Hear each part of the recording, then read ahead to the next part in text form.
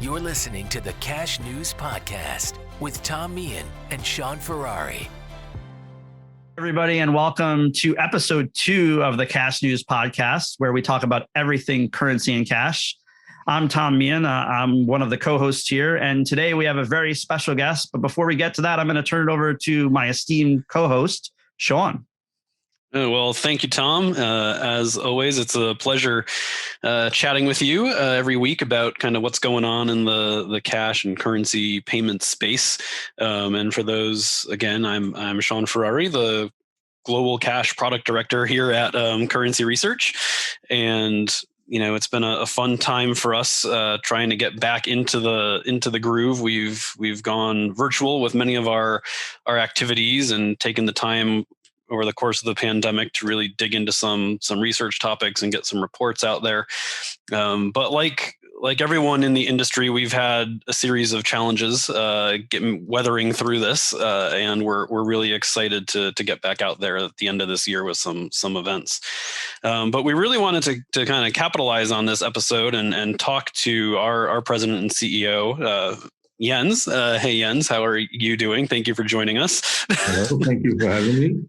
No, it's our pleasure. We wanted to bring you on and really because I know that we're trying to stay on top of everything going on out there in cash and payments. And as I was just saying, the journey through this pandemic has really maybe accelerated some changes in the industry, made some folks even think about doing things differently, or different areas of the payments world to get involved in.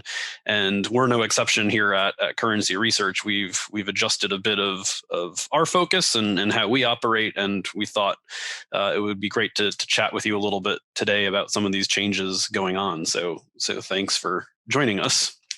I know it's you're over in Germany. It's a little later in the day, and we're recording on a Friday. So, I hope you don't mind leading off your weekend with this discussion. Not at all.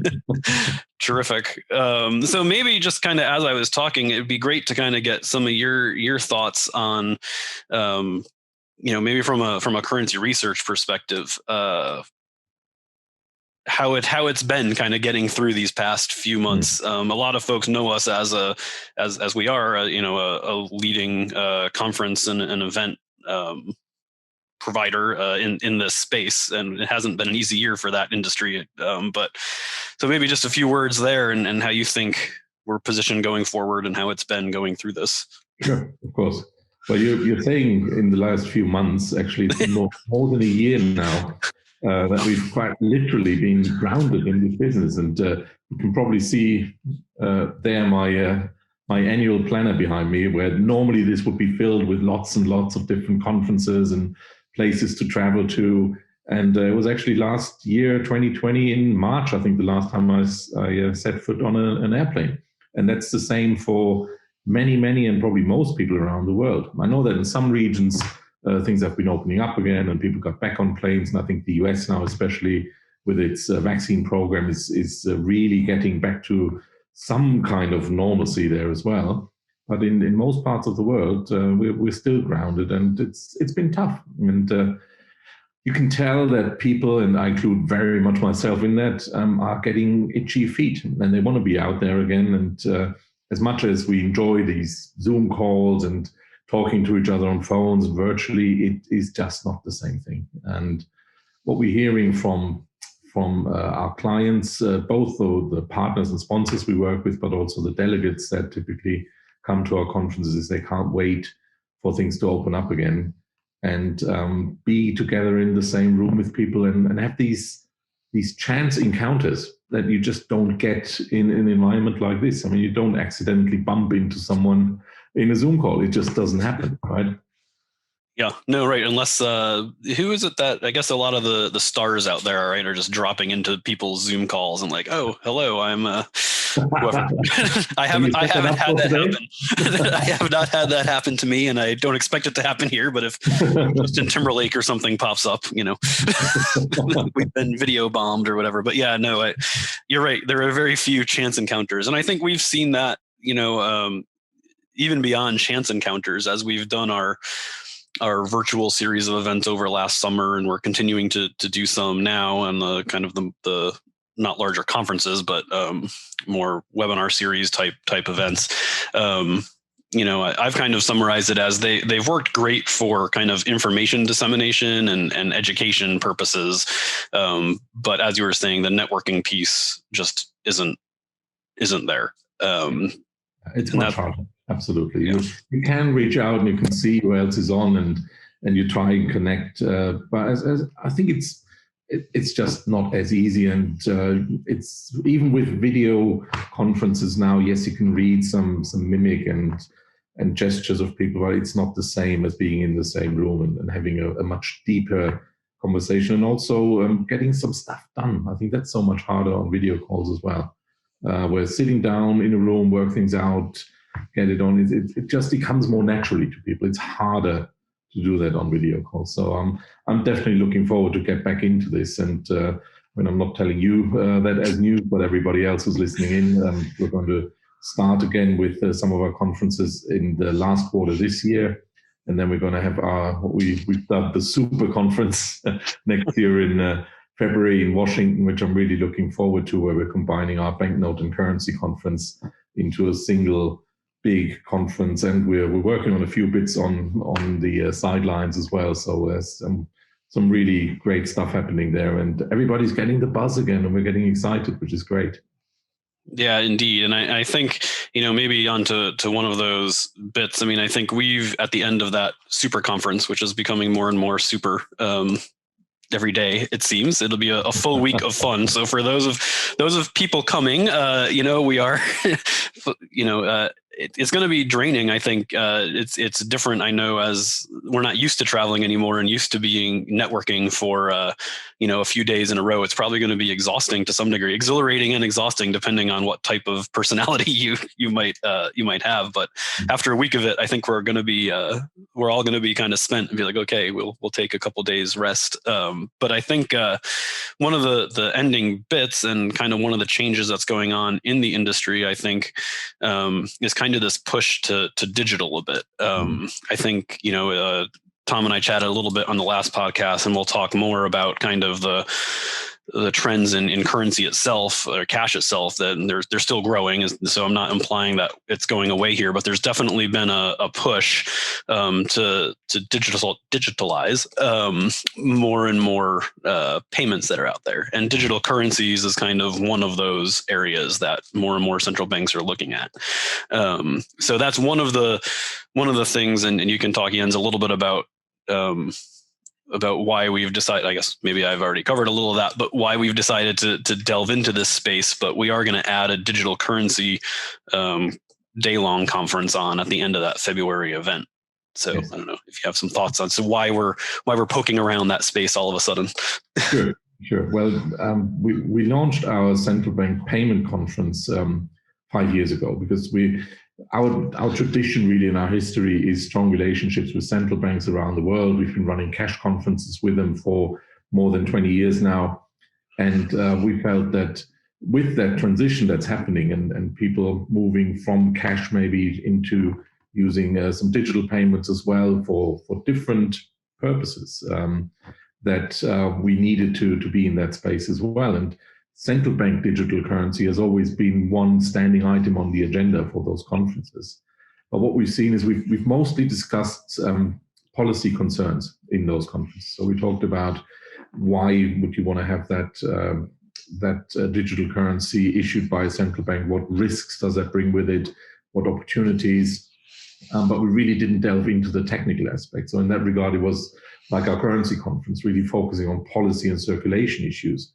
But we didn't have that equivalent to the banknote conference, which is really digging into the technical detail of how currency is being produced, and have that equivalent for digital currency for central banks. I think that's the gap now we're trying to fill with this digital currency conference that we're going to launch in February. And that will be interesting because what we see at the moment, that's my impression certainly, is that people realize there's so much technology opportunities out there, so much functionality and ideas of what you could do with that technology, which needs to be understood. But at the same time, that's sometimes a bit disjointed from the policy side. So the policy side is working towards one direction, the technology people work into another, and it doesn't necessarily come together. So I think it's important to combine both sides, look at both sides, and that should be really interesting. I think so. And as you say, there's been a lot of kind of push in that area, in the past few months or the past years even, and we've definitely seen the need for more of that discussion. And Tom, I might slide you back here to get your thoughts a little bit on what you're seeing in the digital currency space as well. Yeah, so I think certainly, and we talked about it actually at one of your webinars, really, and talked about kind of the COVID impact and kind of this irrational fear of money, and that's a global thing. And the fact that consumers change their habits. The interesting part about that was it didn't actually stop the demand for cash. Certainly not in the United States. It just stopped the way people were using it, and so. That was one piece of it, but the digital transformation from a consumer standpoint has been happening for years.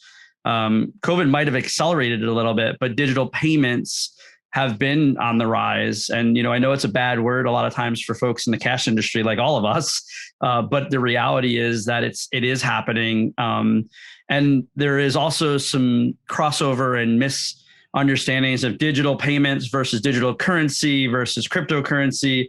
They're all very different, right? Digital payments sometimes still lead to cash. It's just it's just the way that it happens. Cryptocurrency is not the same as the digital currency that most of the central banks are coming out with. So I think I can't wait to talk to the folks there and be a part of that conference, because what I see today is, people often ask me about cryptocurrency, and my background really is not about cryptocurrency, about risk, right? Managing your risk and some of the unknowns, but they cross over digital currency to crypto. And I'm like, no.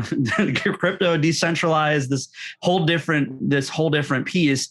And it's, crypto today is in the news, right? It's a hot news button. Bitcoin is through the roof. These really no name small coins are through the roof. And, so is it a bubble? I don't know. It could be, but that has literally nothing to do with digital payments. It's a completely different category. And then to add kind of confusion, you have digital payments in cryptocurrency. So I think there's a lot of misinformation. And I think when we spoke, and I don't remember when it was, but we were out in Chicago, we really were talking specific about cryptocurrency and some of the risks. And then people were like, well, what do you think about PayPal? And what do you think about Venmo? And I said, well, those are kind of like digitized credit cards. I said, that's not a cryptocurrency. So I think it's a real good topic. And then in that conference, central banks talking about digital currency. When a central bank's currency, it's going to be regulated. It is going to be centralized. It's just really, completely different. So it's a very exciting topic. And I think it's timely. And I also think we have to be realistic in the cash industry to understand, how do we manage cash today and support the consumer, support the banks, support the cash and trade industry with information, so that the decisions of what is going on happens. And, everybody talks about the cashless society. And I go back to every example. When it tries, it fails for a whole bunch of different reasons. So I don't think, and I could be wrong, that will ever be cashless, at least not in our lifetime. But I certainly also, coming out of the other side, is digitization is real, and it is accelerated because of COVID. And now, marketing geniuses are saying, look, use PayPal. You can scan this QR code. You don't have to touch anybody. You don't have to touch money. You don't have to exchange anything. There's no receipts. So yeah, that's definitely part of it. But we also can't forget that, a large percentage of the population globally is unbanked, and certainly in the United States. And then even more importantly, even larger percentage doesn't have smartphones. Smartphones globally are still 60% penetration. That means 40% don't have a way to use this digital. So, all of those things are important topics. But I'll leave back to you guys with this: the irrational fear of cash sometimes is starting to translation to this irrational fear of digital payments is going to take cash out, when it's really going to just change the consumer and change the way we shop today. And there's a generational piece to it. There is a cultural piece to it. I travel globally, and I travel a lot pre-COVID. I don't see some in Germany. Do you think we're seeing digitization like we are, here? It's not happening. There's certain countries that if you went to, they still are all paper. And then there are other countries that are not. There's all of those things in the mix. And I often laugh when people, because I travel so much, say, well, in China, it's super digitized. And I said, until you go outside of the big cities and there's no way to even use it. And so I think all of those things are in play, and I'm super excited to be a part of a conference that really focuses on like what we're talking about in this podcast. It's cash is king, but we're going to talk about currency and all its formats so that we can be prepared for the future. Yeah, and I think that's really the key word there, being prepared for the future. I think if you don't understand what's happening and how that will impact your cash business, you just get caught out at the end of the day, right? If you're not prepared and you don't know what's coming, you'll find some nasty surprises. And we have seen that in the industry where people were planning on historic performance, didn't consider certain impacts like contactless payments, for instance, impacting coin usage. Classic example. People don't necessarily have that on their radar, and that's definitely part of our role, and that's how we understand our role in this industry, is to just highlight these developments and make people aware so they can draw their own conclusions from that. We're certainly not in the role of a harbinger of doom and saying cash is going to go away. We don't believe that either. We're, at least not in our lifetime, we're going to see cash disappearing. We just need to understand how cash usage is changing. And that we can certainly tell. People are using cash differently. We definitely see this move during the pandemic from cash as a transactional tool into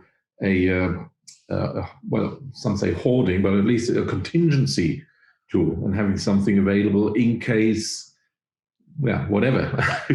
Often I think that they don't even think through what exactly that case might be, but they just want to be prepared. They want that ultimate tool that will always work, regardless.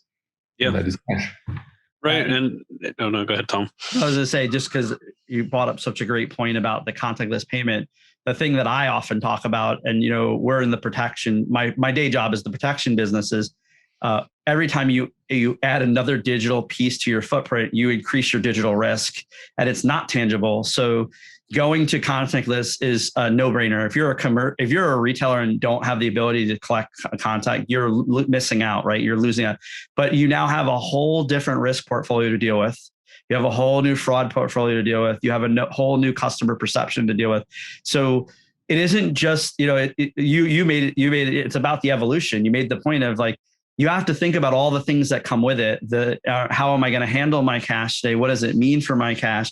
Am I going to allow a contactless payment? Am I going to turn into an ATM? Or, do I realize the implications of being able to take a digital payment to give out? And everybody says that sort of like, oh yeah, we take debit cards. We know about giving cash back, but do you realize the risk portfolio with contactless payment? And one of the biggest changes today is a year ago, all of the contactless payment people were really pushing to get their into the stores, into retailers.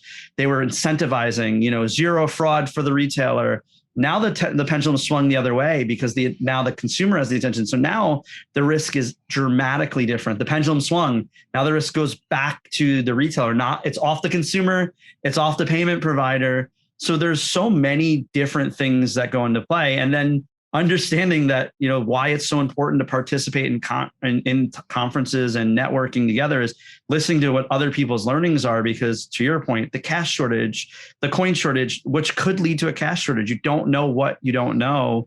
So all of these things are hugely important. And I always say, especially around COVID, there were people that did things overnight, over a weekend, that they were planning for years. And they're now a year later are faced with the repercussions of, wow, we weren't prepared for our fraud numbers to be this way. We weren't prepared for our digital risk to change. We didn't understand it. And it wasn't by fault. It was them reactionary. But then we have a bunch of people that are going, yeah, I'm going cashless. And my favorite example, is, when I went to Starbucks, and I'm not a big Starbucks guy but I went and I saw they weren't taking cash. I remember saying to my wife, this will be over in a week, watch. No. And a week later it was like, oh, we made a mistake, and the whole thing was they flipped the switch overnight without really thinking through it. And I understand why, and I respect immensely why. I know why they did it. And I'm not sure that I would, if I was sitting in their place, I wouldn't do the same thing, because you're trying to keep people safe. But those decisions have long-term repercussions. And again, you're a merchant, so it's not just the customer-facing thing. Wait till the next time you try to renegotiate a deal with a payment processor who goes like, yeah, I'm not, I know you're not in the same place. So a lot of really, really long-term things. So the more we can talk about it and the more we can learn about it, that's my favorite part about going to conferences, to shows, to meetings, is to hear what other people are doing, and then take as much away as I can, and then share experiences that I've seen. So I'm glad you said, like, we know cash isn't going away, but the evolution is real, and putting the blinders on, saying, no, it's not happening, doesn't solve it. So very exciting. And for everybody listening, I think, who knows what February will be, but what will be there, but the information will be available for sure. And, it's a miss if you don't get it, because if you're not part of the evolution, you'll be the person trying to figure out where to get coin from. You'll be the person trying to figure out how to manage your fraud number. You'll be the person figuring out how to deal with hardware that you bought that is no longer supported. All those things are real things. And I'm not saying it to be negative. I'm just saying it's the world we live in. Yeah, no, it definitely is. And I think, we're part of this other initiative that it kind of blends into this topic. It's what are we calling it, Ian? Universal access to payments. Yes, universal access to payments, where it's all predicated on kind of exactly what you're talking about, Tom, in terms of sleepwalking into a cashless society. You can use that same terminology to sleepwalking into a digital payments landscape for a retailer that you might not be ready for. It's what are all these implications that happen when you're rapidly responding to something, and as you say, in the time, it might make perfect sense to do it, but you have to then figure out what your ramifications are and what effects there are. So I'll let Jens talk about it, but maybe just a little bit on the universal access to payments initiative, because that's something from the central bank perspective that we're leading, that kind of goes along the same lines. Yeah, absolutely. More than happy to talk a little bit about that. And it's been something we've been working on now for quite a while, actually. And it started on the back of a study that was published in the UK called Access to Cash, which was looking at that problem of potentially sleepwalking into a cashless society. Because there were certain areas in the UK where you could already see that ATMs were being removed, and it was getting harder to even withdraw cash from a bank because the next ATM would be so many miles down the road, and that some retailers would start saying, oh no, we don't want to accept cash anymore, we only take digital payments. And this initiative was kicked off, and it wasn't kicked off by the central bank or the regulator or anyone. It was really outside of that initiative, saying we are now taking responsibility on behalf of the people. And part of the research they did was to look at how many people actually feel in the UK that they need cash. And they came back with a stunning number, which was 8 million people in the UK still feel that they would struggle if they hadn't had access to cash, which for a small country like the UK, that's a massive number. And I think that was a bit of a wake-up call for people as well, to see we can't just let this develop in its own right and let the market regulate itself, because there are potentially 8 million people there who will be left behind in that process. And we then spent a lot of time actually with the people behind this initiative and thought about this is relevant really for so many other countries around the world too. But we were also interested in one point that this study made, and that was saying whatever happens on the digital payment side also needs to be inclusive. So we can't just say everybody needs to still have access to cash if they want it and if they need it, but we also need to make sure those people who want to use digital payments will also be able to do so. And Tom, you made the very valid point. There's only 60% of people having a mobile phone. that's not good enough if your solutions rely on mobile technology. So you need to think about what other tools can you provide for those that do not have that ability. And there's so many other thresholds to overcome. So we founded this initiative now together with a company called Enrio. They're good friends of ours. We've been working with them for a number of years. They were founded by David Hensley and David Fagelman. Both of them work with Cash Services UK on this access to cash study.